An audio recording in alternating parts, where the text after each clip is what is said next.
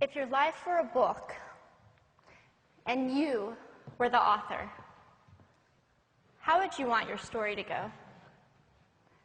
That's the question that changed my life forever. Growing up in the hot Las Vegas desert, all I wanted was to be free. I would daydream about traveling the world, living in a place where it snowed, and I would picture all of the stories that I would go on to tell. At the age of 19, the day after I graduated high school, I moved to a place where it snowed, and I became a massage therapist. With this job, all I needed were my hands and my massage table by my side, and I could go anywhere. For the first time in my life, I felt free, independent, and completely in control of my life. That is, until my life took a detour. I went home from work early one day with what I thought was the flu, and less than 24 hours later, I was in the hospital on life support with less than a 2% chance of living.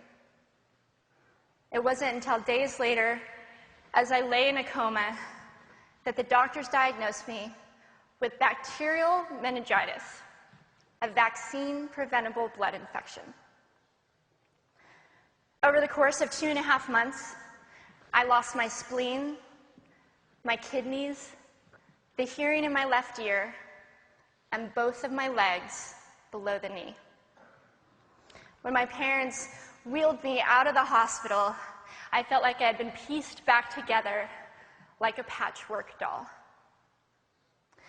I thought the worst was over until weeks later when I saw my new legs for the first time. The calves were bulky blocks of metal with pipes bolted together for the ankles, and a yellow rubber foot with the raised rubber line from the toe to the ankle to look like a vein. I didn't know what to expect, but I wasn't expecting that.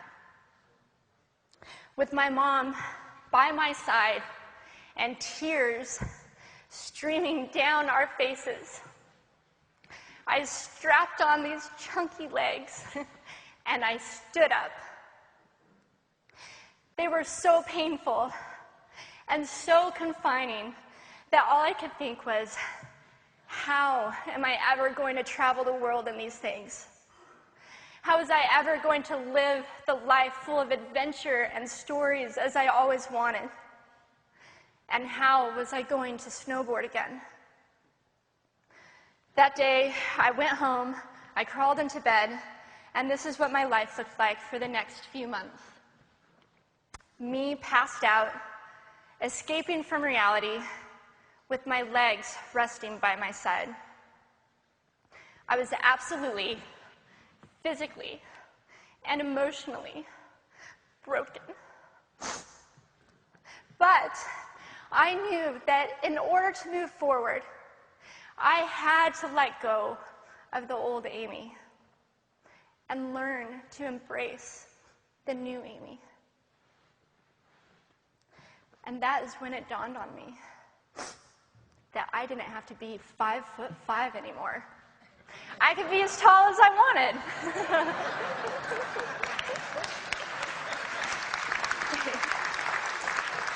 Or as short as I wanted, depending on who I was dating. And if I snowboarded again, my feet aren't going to get cold. And best of all, I thought, I can make my feet the size of all the shoes that are on the sales rack. And I did. So there were benefits here. It was this moment that I asked myself that life-defining question. If my life were a book and I were the author, how would I want this story to go? And I began to daydream. I daydreamed like I did as a little girl. And I imagined myself walking gracefully, helping other people through my journey, and snowboarding again.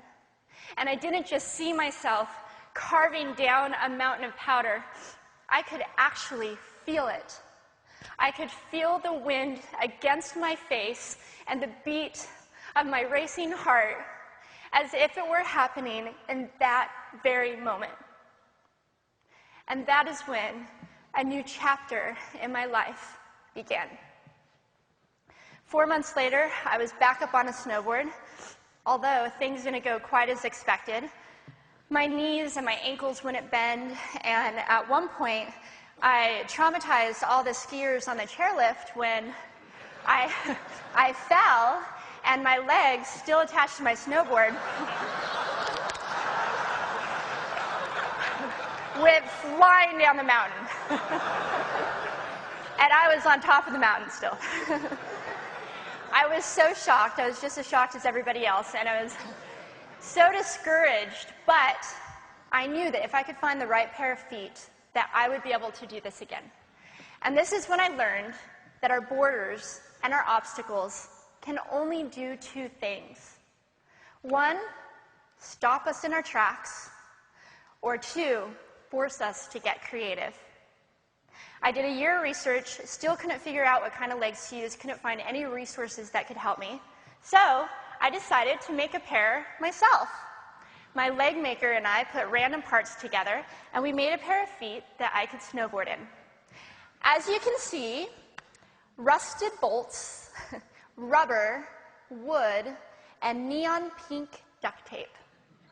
And yes, I can change my toenail polish. It was these legs and the best 21st birthday gift I could ever receive, a new kidney from my dad, that allowed me to follow my dreams again. I started snowboarding, then I went back to work, then I went back to school, then in 2005 I co-founded a nonprofit organization for youth and young adults with physical disabilities so they could get involved with action sports. From there, I had the opportunity to go to South Africa, where I helped to put shoes on thousands of children's feet so they could attend school. And just this past February, I won 2 back-to-back World Cup gold medals.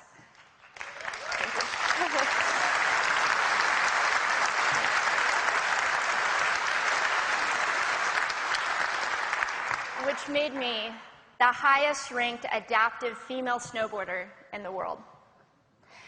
11 years ago, when I lost my legs, I had no idea what to expect. But if you asked me today if I would ever want to change my situation, I would have to say no.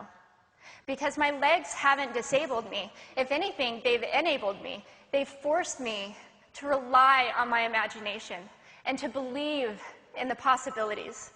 And that's why I believe that our imaginations can be used as tools for breaking through borders. Because in our minds, we can do anything, and we can be anything.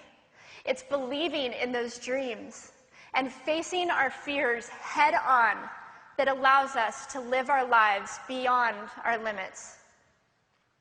And although today is about innovation without borders, I have to say that in my life, innovation has only been possible because of my borders. I've learned that borders are where the actual ends, but also where the imagination and the story begins. So the thought that I would like to challenge you with today is that maybe instead of looking at our challenges and our limitations as something negative or bad, we can begin to look at them as blessings. Magnificent gifts that can be used to ignite our imaginations and help us go further than we ever knew we could go. It's not about breaking down borders. It's about pushing off of them and seeing what amazing places they might bring us. Thank you.